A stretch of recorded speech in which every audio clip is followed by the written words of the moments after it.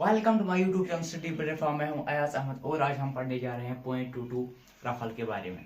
क्योंकि previous lectures में हमने कंप्लीट किया है जो हमने एनसीसी इंट्रोडक्टरी पार्ट हमने कंप्लीट किया। हमने देखे 17 डायरेक्टर्स, फिर उनका नाम हमने देखा, फिर हमने ये देखा है कि वो किन किन स्टेट्स में हेडक्वार्टर, वो पूरा कुछ हमने देखा है। फिर हमने एनसीसी के विंग्स की ओर देखे, फिर हमने एनसीसी के 3 टाइप्स ऑफ विंग्स भी पढ़े हैं।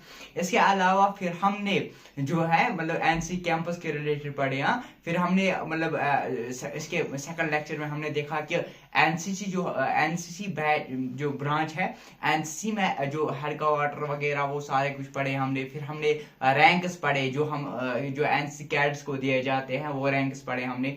जो एनसीसी ऑफिसर्स को दिए जाते हैं वो हमने पढ़े हैं। जो एनसीसी ऑफिसर्स को हैं मतलब वो भी रैंक्स हमने पढ़े हैं। फिर हमने कुछ इंट्रोडक्टरी पार्ट पढ़ा है। इंट्रोडक्टरी पार्ट में हमने पढ़ा है रफल के बारे में और रफल्स के पार्ट्स के मुताबिक और डिफरेंट टाइप्स ऑफ रफल के मुताबिक, यानी कि कौन कौन से 6 टाइप्स प्रकार के जो हमारे रफल होते हैं वो हमने पढ़े हैं पिछले लेक्चर में। तो इस लेक्चर में हम कुछ पढ़ने जा रहे हैं किसके बारे में, .22 राफेल के बारे में। क्योंकि पिछले लेक्चर में हमने इसके पार्ट्स तो हमने जनरल बोला है कि ये पार्ट्स होते हैं, मेन पार्ट्स राफेल के, तो वो .22 राफेल में भी आप ऐड कर सकते हो। अगर कुछ ऐसा क्वेश्चन आएगा .22 राफेल में कितने पार्ट्स है, तो मैंने वहां पे बहुत सारे पार्ट्स हैं, 10-15 के आप नाम याद रखने हैं, ठीक। जैसे बोल्ट मैंने बोला है, जैसे बैरल मैंने बोला है, 4 साइड टिप बोला है, 4 साइड पिन मैंने बोला है, ठीक है ना। वहां पे मैंने बैरल बोला है, वहां पे मैंने मिजल बोला है, ठीक है ना। मैंने ये मिजल केस बोला है, ठीक है ना।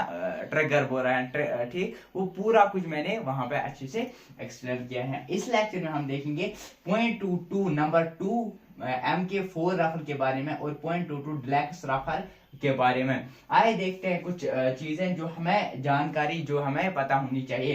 पहले हम देखेंगे लिंगत अगर हम बात करेंगे .22 जो है .22 वो 44 इंच का होता है।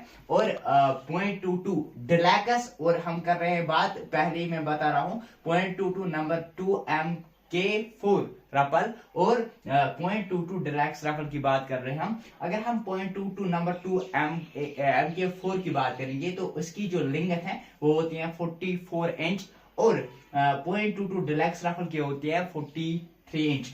और अगर हम बात करेंगे वेट की, मैंने पिछले लेक्चर में बोला था 8 लेबल्स मतलब 8 पाउंड्स और 10.5 यानी 10 हाफ ऑफ ओजर मीन्स ओन्स। और यानी कि वेट, अगर हम वेट करेंगे किसकी वेट की बात करेंगे .22 नंबर 2 MK4 की बात करेंगे तो हमारे पास उसकी वेट होती है 8 लेबल्स एंड 10.5 ओजर या ओन्स, ठीक। तो अगर हम बात करेंगे .22 डिलक्स राफेल की तो 6 लेबल्स यानी 6 पाउंड्स एंड 2 ओन्स या 2 ओजर, जो आपको याद रहे।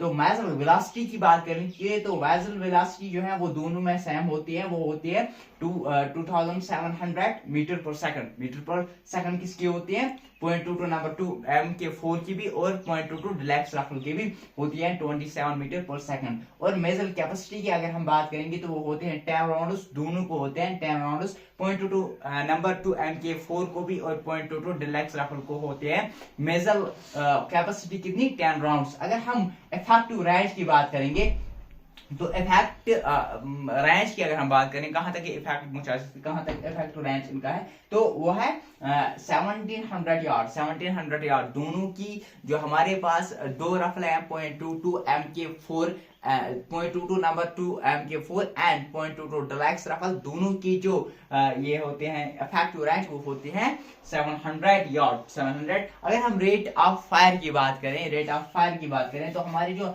नॉर्मल या रैपिड, हमारी जो रेट ऑफ फायर होते हैं वो या नॉर्मल फायर होगी तो या रैपिड फायर होगी। अगर हम नॉर्मल फायर की बात करें तो हमारे पास जो .22 MK4 राफेल है उसकी होती है 5 राउंड्स पर मिनट और सेम होती है .22 डिलक्स राफेल की 5 राउंड्स पर मिनट, 5 राउंड्स पर मिनट, 5 राउंड्स पर मिनट दोनों की होती है। अगर हम रैपिड की बात करेंगे तो 10 to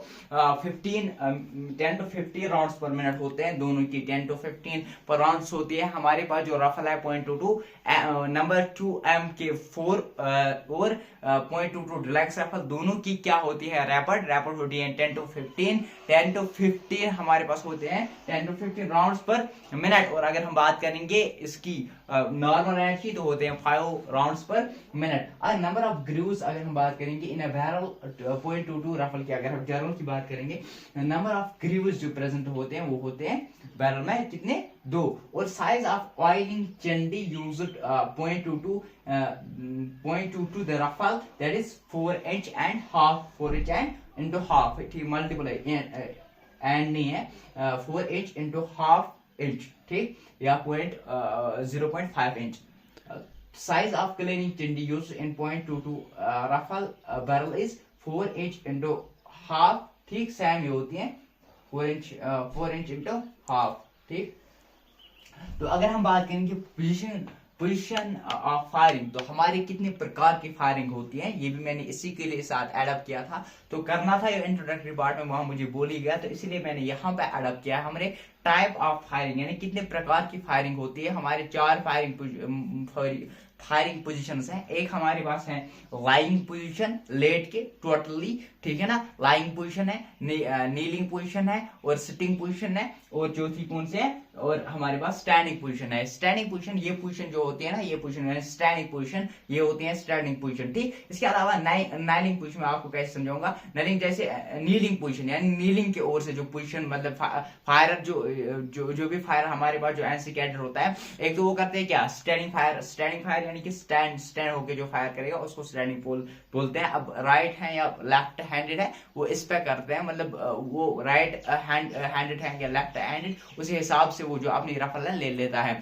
इसके अलावा हमारी दूसरी पोजीशन जो होते हैं वो नेलिंग होती है, यानी कि नील्स, जो हमारे पास नील्स होते हैं, नीलिंग पोजीशन या नील्स 2 ये होते हैं, ठीक, उस हिसाब से वो फायर करते हैं तो नीलिंग पोजीशन बोलते हैं, यानी पोजीशन जो होता है वो नीलिंग टाइप की होती है। इसके अलावा फिर आते हैं सिटिंग पोजीशन, यानी टोटल बैठ के वो, मतलब अपनी टांगे दो मतलब खोल के वो बैठ जाता है, तो वो उसको बोलते हैं सिटिंग पोजीशन। स्टैंडिंग पोजीशन मैं बोला। अब है लाइंग पोजीशन लेट के, यानी कि अपने पूरी बॉडी को जमीन के साथ दे देता है, तो इसको बोलते हैं लाइंग पोजीशन। लाइंग पोजीशन कब इख्तियार की जाती है, when the cover is low, तब हमारे पास जो पोजीशन होती है वो आती है लाइंग पोजीशन। फिर आती है नीलिंग पोजीशन, यानी नीलिंग पोजीशन कब एक कैडेट या कब एक फायर इख्तियार करता है, तब करता है जब कवर नॉट सफिशिएंट हो for fire in a standing position, तब जो पोजीशन इख्तियार करता है तो वो होती है नीलिंग पोजीशन। इसके अलावा फिर सिटिंग पोजीशन, कब सिटिंग पोजीशन इख्तियार करता है फायरर, वो सिटिंग पोजीशन तब करता है इख्तियार व्हेन टारगेट आर हाई और वेरी लो, तब जो पोजीशन एक फायरर इख्तियार करता है वो होती है कौन सी position, sitting position. Standing position, अगर हम स्टैंडिंग पोजीशन की बात करें, when cover is sufficient high, जब कवर सफिशिएंट हाई होगा, यानी कि जब उसका टारगेट हो वो हाई होगा, यानी कि यहाँ पे कवर जो है कवर यानी कि टारगेट, जो उसका टारगेट होगा, जो उसका दुश्मन होगा, जो उसका एनिमी होगा, वो जो अब हाई पोजीशन पे होगा, सफिशिएंट हाई, तो मोर कंफर्टेबल फायरिंग जो है, मतलब इंसान को जिसमें मतलब प्रॉब्लम होने की कम चांसेस है, यानी कि आप बोलोगे मोर कंफर्टेबल, जिसमें एक पोजीशन आती है वो कौन सी होती है, लाइंग पोजीशन, यानी कि जमीन के साथ जो लेट के पोजीशन दी जाती है उसको हम बोलते हैं लाइंग पोजीशन। यहाँ तक क्लियर। अब है काइंड्स ऑफ विंड, हमारे पास, मैंने इसको क्योंकि ये मुझे इंट्रोडक्टरी पार्ट में बोलना एक्चुअली था लेकिन भूल गया वहां पे, तो इसीलिए मैंने इसके साथ अब इसको लगाया। अब देखते हैं काइंड्स ऑफ विंड्स, हमारे पास कितने विंड्स के काइंड्स हैं, 3 प्रकार के हमारे पास विंड्स हैं। एक हमारे पास मलाइड विंड्स है, दूसरे पास हमारे फ्रेश विंड है, तीसरी पास हमारे पास स्ट्रॉन्ग विंड है। अब हम देखते हैं फर्स्ट प्रकार की विंड, जिसको हम मिलाइड और ऑर्डिनरी विंड बोलते हैं, जो 8 किलोमीटर पर आवर की स्पीड से चली जाती हो, जिसकी स्पीड 8 किलोमीटर पर आवर हो, तो उसको हम मिलाइड या ऑर्डिनरी विंड कहते हैं। तो फ्लैग जो उसकी उसके मतलब उस टाइप जब हमारी जो विंड हो उसकी स्पीड 8 किलोमीटर पर आवर हो, तब हम जो फ्लैग होस्ट करते हैं, जो उसकी पोल और फ्लैग का जो एंगल होगा वो कितने डिग्री बन जाता है, वो 20 डिग्री बन जाता है। जब हमारे मिलैंड और ऑर्डिनरी विंड हो, यानी 8 किलोमीटर पर आवर की स्पीड से विंड जा रही हो, तब जो फ्लैग होता है, जो होस्ट फ्लैग होता है, उसके पोल और जो उसका मतलब फ्लैग और पोल के दरमियान जो एंगल बनता है वो कितने डिग्री का बनता है, 20 डिग्री का बनता है। अगर हम फ्रेश विंड की बात करें, यानी कि जिसकी स्पीड 16 किलोमीटर पर आवर हो, तब जो हमारे पास जो फ्लैग हम होस्ट करते हैं उसके पोल के और फ्लैग के दरमियान कितनी ये मतलब कितना एंगल बनता है, 45 डिग्री का